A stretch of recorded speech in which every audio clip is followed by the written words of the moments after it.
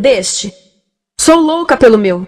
Na verdade, adoro todas as minhas coisas. Já se perguntou de onde vêm todas as coisas que compramos e para onde vão quando nos desfazemos delas? Não conseguia deixar de pensar nisso, por isso quis saber mais sobre o assunto. E os livros diziam que as coisas se deslocam ao longo de um sistema.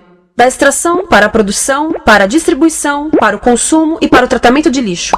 Isso tudo se chama a economia de materiais. Bem, estudei um pouco mais. Eu passei 10 anos viajando pelo mundo, atrás de pistas de onde vêm as nossas coisas e para onde vão. E sabe o que eu descobri? Esta não é toda a história. Falta muita coisa nessa explicação. Em primeiro lugar, neste sistema parece que está tudo bem, sem problemas. Mas, na verdade, é um sistema em crise, porque trata-se de um sistema linear. E nós vivemos num planeta finito. E não se pode gerir um sistema linear num planeta finito, indefinidamente. Em todas as suas etapas, este sistema interage com o mundo real. A vida real não acontece numa página em branco. Interage com sociedades, culturas, economias, o ambiente. E durante as etapas, a vida vai se chocando contra seus limites. Limites que aqui não vemos porque o diagrama está incompleto. Então voltemos atrás para preencher alguns espaços e ver o que falta. Uma das coisas mais importantes em falta são as pessoas. Sim, pessoas. As pessoas vivem e trabalham em todas as etapas desse sistema, onde algumas são um pouco mais importantes que outras. Algumas têm maior poder de decisão. Quem são elas? Comecemos pelo governo. Meus amigos dizem que eu devia usar um tanque para simbolizar o governo. E isso é uma realidade em muitos países, e cada vez mais também no nosso. Afinal, mais de 50% dos nossos impostos vão para os militares. Mas vou usar uma pessoa para simbolizar o governo, porque acredito nos valores e na visão de que o governo deve ser das pessoas, pelas pessoas, para as pessoas. A função do governo é olhar por nós, cuidar de nós. Esse é o seu trabalho. Depois vem as corporações. O que leva as corporações a parecerem maiores que o governo é porque elas são maiores que o governo. Atualmente, entre as 100 maiores economias da Terra, 51 são corporações. À medida que as corporações foram crescendo, em tamanho e poder, assistimos a uma pequena mudança no governo, como se estivessem mais preocupados com o bem-estar deles do que com o nosso. Muito bem, então vejamos o que mais falta nessa imagem. Começaremos pela extração, que é uma palavra pomposa para exploração de recursos naturais, que por sua vez é uma palavra pomposa para destruir o planeta. A verdade é que cortamos as árvores, arrebentamos as montanhas para extrair os metais, consumimos toda a água e exterminamos os animais. Aqui enfrentamos o nosso primeiro limite. Estamos ficando sem recursos naturais. Estamos utilizando demasiados materiais. Sei que isto pode ser difícil de ouvir, mas é a verdade. Por isso temos que lidar com isso. Durante apenas as 3 últimas décadas, foram consumidos 33% dos recursos naturais do planeta. Desapareceram. Cortamos, minamos, perfuramos e destruímos o planeta tão depressa que estamos debilitando a capacidade do planeta para sustentar o nosso modo de vida. Onde eu vivo, nos Estados Unidos, resta-nos menos de 4% da nossa floresta original. 40% dos cursos de água estão impróprios para o consumo. E o nosso problema não é apenas estarmos utilizando demasiados recursos, mas o fato de estarmos utilizando mais do que a nossa parte. Temos 5% da população mundial, mas usamos 30% dos recursos mundiais. Se todos consumissem ao ritmo dos Estados Unidos, precisaríamos de 3 a 5 planetas. E sabem uma coisa? Só temos um. Então, a resposta do meu país a essa limitação é simplesmente ir tomar dos outros. Este é o terceiro mundo, que alguém dirá tratar-se apenas de uma expressão para designar o local para onde foram as nossas matérias-primas. E o que é que acontece? A mesma coisa, destruição do local. 75% das zonas de pesca do planeta estão sendo exploradas ao máximo ou além da sua capacidade. Desapareceram 80% das florestas originais do planeta. Só na Amazônia perdemos 2.000 árvores por minuto, o equivalente a um campo de futebol por minuto. Então, e as pessoas que vivem aqui? Bem, de acordo com esses sujeitos, eles não são donos desses recursos, mesmo que vivam lá há gerações. Não são donos dos meios de produção, nem compram muitas coisas. Nesse sistema, quem não possui nem compra muitas coisas não tem valor. A seguir, as matérias-primas seguem para a produção, aonde utilizamos energia para misturar químicos tóxicos com recursos naturais para produzir produtos contaminados com tóxicos. Há atualmente no comércio mais de 100.000 químicos sintéticos. Apenas um punhado foi testado para avaliar o seu impacto na saúde, e nenhum foi testado em relação aos impactos sinérgicos na saúde, ou seja, a interação com todos os outros químicos aos quais estamos expostos diariamente. Por isso, desconhecemos o impacto total deles na saúde e no ambiente. Mas sabemos uma coisa: os tóxicos entram e saem. Enquanto continuarmos a introduzi-los nos nossos sistemas de produção industrial, continuaremos a inserir esses tóxicos nos produtos que levamos para nossas casas, trabalho e escolas, e claro, para nossos corpos. Como os BFRs, ou retardantes de incêndio à base de brometo, que tornam as coisas mais resistentes ao fogo, mas são super tóxicos. São neurotóxicos, ou seja, tóxicos para o cérebro. O que é que estamos fazendo usando esses químicos? Apesar disso, os usamos em nossos computadores, eletrodomésticos, sofás, colchões e até alguns travesseiros. Sim, pegamos nossos travesseiros, os revestimos com neurotoxinas, levamos para casa e dormimos por 8 horas com eles. Não sei, mas acho que num país com tanto potencial, poderíamos ter uma maneira melhor de evitar que as cabeças peguem fogo à noite. Sabia que essas toxinas vão se acumulando ao longo da cadeia alimentar e se concentram nos nossos corpos? Sabe qual é o alimento do topo da cadeia alimentar com o nível mais elevado de químicos tóxicos? O leite materno. Isto significa que os menores membros das nossas sociedades, os nossos bebês, recebem as maiores doses de químicos tóxicos das suas vidas a partir do leite das suas mães. Não acha que é uma incrível violação? A amamentação deveria ser o mais importante ato humano de nutrição. Deveria ser algo sagrado e seguro. A amamentação continua a ser o melhor e as mães devem amamentar, mas nós deveríamos proteger esse ato. Eles deviam protegê-lo. Eu pensava que zelavam pelos nossos interesses. As pessoas que mais sofrem com esses produtos químicos são os trabalhadores das fábricas. Muitos são mulheres em idade reprodutiva, que trabalham com toxinas que afetam a gestação, carcinogênicos e muito mais. Agora eu pergunto, que tipo de mulher em idade reprodutiva trabalharia no emprego deste, exposta a estas toxinas, a não ser uma mulher sem outra alternativa? Essa é uma das maravilhas desse sistema. A erosão dos ecossistemas e economias locais, aqui, garante um fluxo constante de pessoas sem alternativas. No mundo, há 200 mil pessoas por dia se deslocando de ambientes que as sustentaram ao longo de gerações para cidades, onde muitas vivem em bairros de lata, à procura de emprego, por mais tóxico que seja. Não só os recursos são desperdiçados ao longo desse sistema, mas também pessoas, comunidades inteiras são desfeitas. Sim, as toxinas entram e saem. Muitas delas saem das fábricas em produtos, e muitas mais saem como subprodutos, ou poluição. E estamos falando de muita poluição.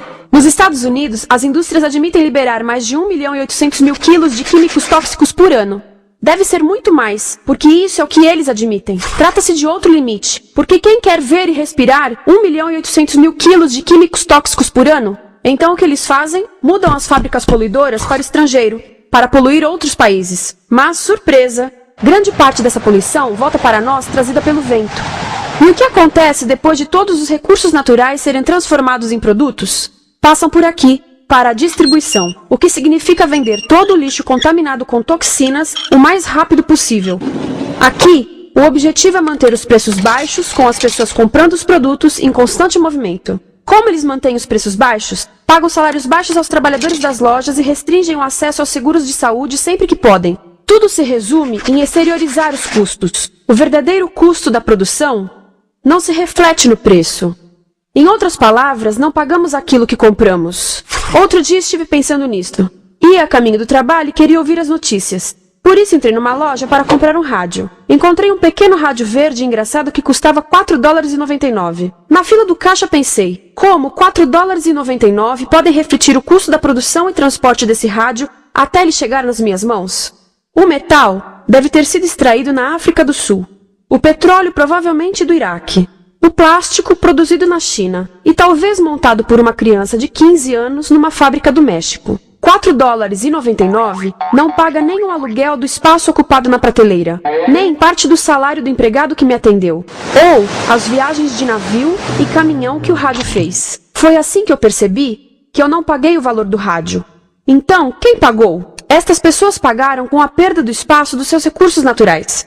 Estas pagaram com a perda do ar puro, com o aumento de doenças como asma e câncer. As crianças do Congo pagaram com o seu futuro, pois 30% delas abandonam a escola para trabalhar nas minas de coltan, um metal que usamos em aparelhos eletrônicos baratos e descartáveis. Estas pessoas pagaram por não ter direito ao seguro de saúde. Ao longo desse sistema, pessoas contribuíram para que eu comprasse o rádio por $4,99. Mas essas contribuições não são registradas por nenhum contabilista. É isto que eu quero dizer com exteriorizar o verdadeiro custo de produção. E isso nos leva à seta dourada do consumo. O coração do sistema, o motor que impulsiona. É tão importante proteger esta seta que se tornou prioridade daqueles dois sujeitos. É por isso que após o 11 de setembro, quando nosso país estava em choque, o presidente Bush poderia ter sugerido fazer luto, rezar, ter esperança, mas não, ele disse para fazermos compras. Compras! Nos tornamos uma nação de consumidores. Nossa principal identidade passou a ser de consumidores. Não mães, professores, agricultores, mas consumidores. Nosso valor é medido e demonstrado pelo quanto contribuímos para esta seta. Quanto consumimos. Não é isso que fazemos? Compramos, compramos, compramos. Manter os produtos circulando. E como circulam?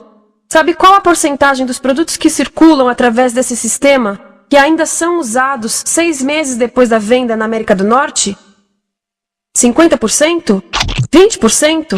Não, 1%. 1. Em outras palavras, 99% das coisas que nós cultivamos, processamos, transformamos, 99% das coisas que percorrem o sistema são lixo em menos de 6 meses. Como é que podemos gerir um planeta com esse nível de rendimento? Mas não foi sempre assim. Hoje, o consumidor médio americano consome o dobro que há 50 anos. Pergunte à sua avó. No tempo dela, a boa gestão, a engenhosidade e a poupança eram valorizados. Então, como é que isso aconteceu?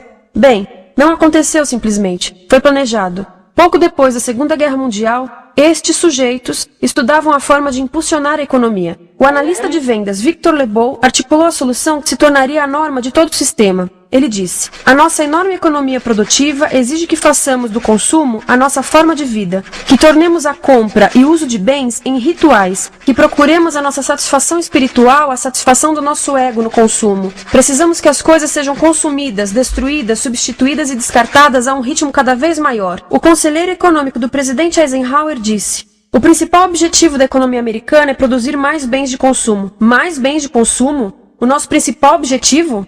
Não é providenciar cuidados médicos, ou educação, ou transportes seguros, ou sustentabilidade, ou justiça? Bens de consumo?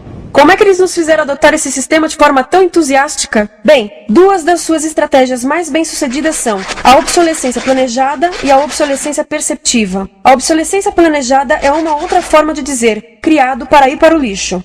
Eles fazem as coisas de modo que sejam inúteis tão rápido quanto possível para jogarmos fora e voltarmos a comprar. Isso é óbvio em sacolas ou copos de plástico, mas verifica-se isso em coisas maiores como esfregões, DVDs, máquinas fotográficas, churrasqueiras, quase tudo, até computadores. Já reparou que quando compra um computador, a tecnologia muda tão rápido que em poucos anos se torna quase um impedimento para a comunicação?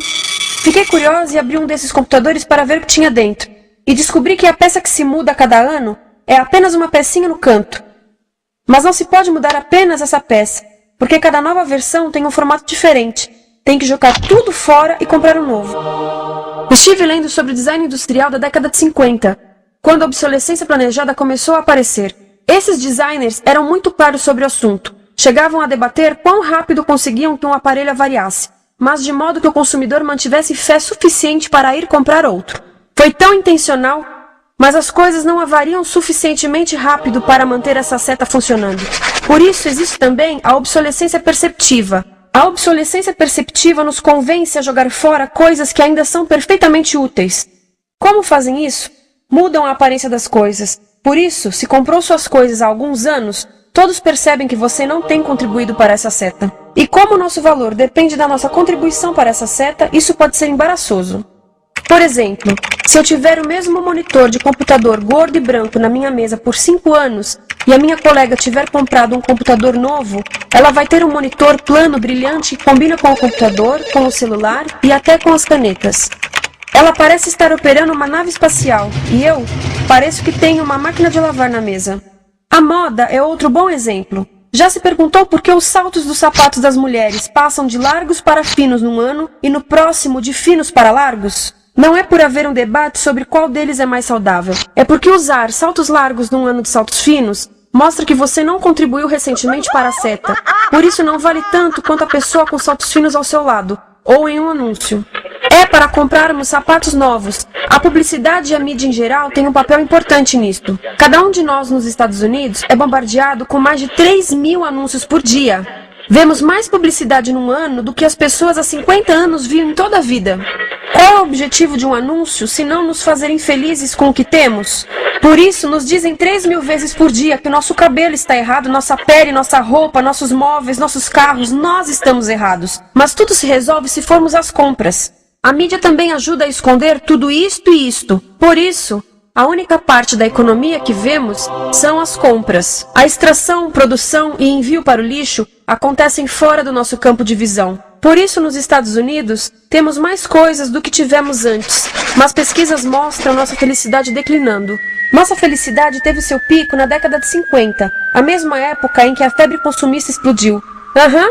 Coincidência interessante. Acho que sei o porquê.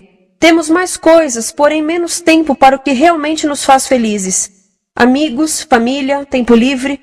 Estamos trabalhando mais do que nunca. Analistas dizem que não temos tão pouco tempo livre desde a sociedade feudal. E sabem quais são as duas atividades que mais fazemos no pouco tempo livre que temos? Ver televisão e fazer compras. Nós, americanos, passamos 3 a 4 vezes mais tempo comprando do que os europeus. Assim, nessa situação ridícula, vamos trabalhar talvez em 2 empregos, e quando chegamos em casa exaustos e sentamos no sofá novo para ver televisão, os anúncios dizem que não prestamos, então vamos às compras para nos sentirmos melhor. Depois trabalhamos mais para pagar o que compramos, e chegamos em casa mais cansados, vemos mais televisão que nos diz para fazermos compras outra vez. E estamos nesse ciclo de trabalhar, ver, comprar, e podíamos simplesmente parar. Então, no final, o que acontece a todas essas coisas que compramos? Nesse ritmo de consumo, não cabe tudo em casa, apesar do tamanho médio das casas ter duplicado nesse país desde os anos 70. Vai tudo pro lixo, e isso nos leva ao tratamento do lixo. Essa é a parte da economia de materiais que conhecemos melhor, porque nós temos de levar o lixo até a esquina. Cada americano produz 2 quilos de lixo por dia, o dobro do que fazíamos há 30 anos. Todo esse lixo ou é despejado num aterro, que é um grande buraco no chão, ou ainda pior, primeiro é incinerado e depois despejado no aterro. As duas formas poluem o ar, o solo, a água, sem esquecer que alteram o clima. A incineração é realmente ruim. Lembra daqueles tóxicos da fase da produção? Bem, queimar o lixo libera esses tóxicos no ar. Pior ainda, produz supertóxicos novos, como a dioxina. A dioxina é a substância mais tóxica feita pelo homem, e os incineradores são a principal fonte de dioxina. Isso significa que podemos parar a principal fonte da mais tóxica substância conhecida e feita pelo homem, simplesmente parando de queimar o lixo. E podemos parar hoje. Algumas empresas não querem criar aterros e incineradores aqui. Por isso, também exportam os resíduos. Então, e a reciclagem? A reciclagem ajuda? Sim, a reciclagem ajuda. Ela reduz o lixo nessa extremidade e depois reduz a pressão para minerar e colher mais nessa extremidade. Sim, todos devemos reciclar, mas reciclar não é o suficiente. Reciclar nunca será suficiente, por 2 razões. Primeiro, o lixo que vem das nossas casas é apenas a ponta do iceberg. Para cada saco de lixo que deixamos na esquina, 70 sacos de lixo são criados anteriormente, só para fazer o lixo desse saco que deixamos na esquina. Assim, mesmo que pudéssemos reciclar 100% do lixo das nossas casas, não se chegaria ao coração do problema. Além disso, grande parte do lixo não pode ser reciclado, ou porque contém demasiados tóxicos, ou porque é criado de início para não ser reciclável. Como aquelas caixas de suco, que têm as camadas de metal, papel e plástico, todas coladas. Não dá para separar essas camadas para reciclá-las. Como se vê, é um sistema em crise. Por todo o percurso, estamos batendo em limites, do clima em mudança ao decréscimo da felicidade. Simplesmente não está funcionando. Mas a parte boa de um problema tão generalizado é haver tantos pontos de intervenção. Há pessoas trabalhando aqui salvando florestas, e aqui na produção limpa. Pessoas trabalhando em direitos do trabalho, em comércio justo, em consumo consciente, no bloqueio de aterros e incineradores. E muito importante, em recuperar o nosso governo, para que seja realmente pelas pessoas e para as pessoas. Todo esse trabalho é criticamente importante, mas as coisas vão realmente começar a se mover quando enxergarmos as ligações, quando enxergarmos o panorama geral. Quando as pessoas ao longo do sistema se unirem, poderemos reivindicar e transformar esse sistema linear em algo novo, um sistema que não desperdice recursos ou pessoas, porque aquilo de que precisamos nos livrar é da antiga mentalidade de usar e jogar fora. Há uma nova escola de pensamento nesse assunto, e é baseada em sustentabilidade e equidade, química verde, zero resíduos, produção em ciclo fechado, energia renovável, economias locais vivas, já está acontecendo. Há quem diga que é irrealista, idealista, que não pode acontecer. Mas eu digo que quem é irrealista são os que querem continuar pelo velho caminho. Isso é que é sonhar. Lembre-se que a velha forma não aconteceu por acaso. Não é como a gravidade que temos que conviver. As pessoas a criaram, e nós também somos pessoas. Por isso vamos criar algo novo.